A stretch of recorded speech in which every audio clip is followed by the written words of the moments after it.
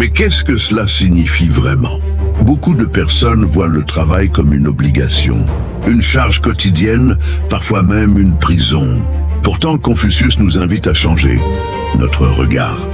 Le travail n'est pas seulement un moyen de survivre, mais il peut devenir un espace d'épanouissement.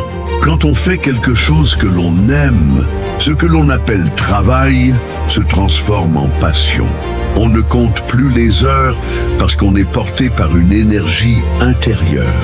Les difficultés ne disparaissent pas, mais elles deviennent des défis que l'on accepte avec enthousiasme.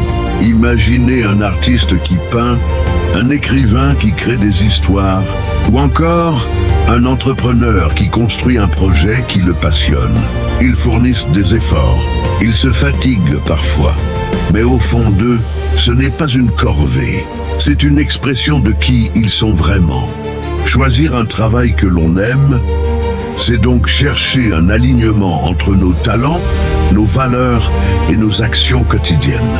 Cela ne veut pas dire que tout sera parfait, mais cela veut dire qu'au lieu de subir, on vit pleinement ce que l'on fait. Beaucoup de gens se demandent comment trouver un travail que j'aime vraiment.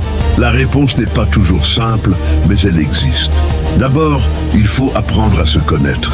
Trop souvent, nous choisissons un métier par obligation, par pression sociale ou simplement pour la sécurité financière.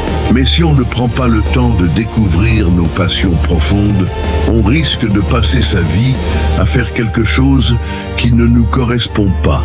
Commencez par identifier ce qui vous fait vibrer. Qu'est-ce qui vous attire naturellement? Quels sont les sujets qui vous captivent, même sans récompense?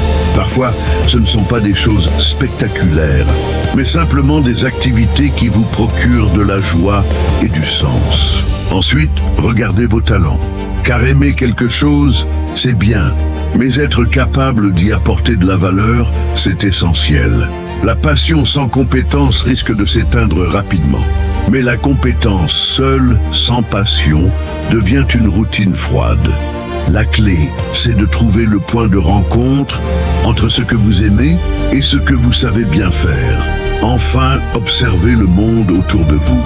Quels besoins existent dans la société que vous pouvez combler grâce à votre passion et vos talents?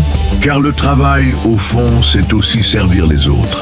Ainsi, choisir un travail que l'on aime n'est pas seulement un luxe réservé à quelques-uns. C'est un chemin que chacun peut emprunter, pas à pas, en se posant les bonnes questions, en testant, en expérimentant. N'oubliez pas, vous ne trouverez pas toujours la passion parfaite du premier coup.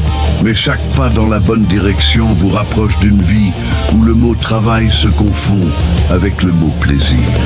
Choisir un travail que l'on aime n'est pas seulement une question de confort personnel, c'est aussi un acte de courage.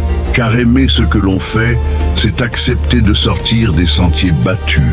Cela peut vouloir dire prendre des risques, quitter une situation stable mais insatisfaisante, ou encore défier les attentes de son entourage. Beaucoup n'osent pas, par peur de l'échec ou du jugement.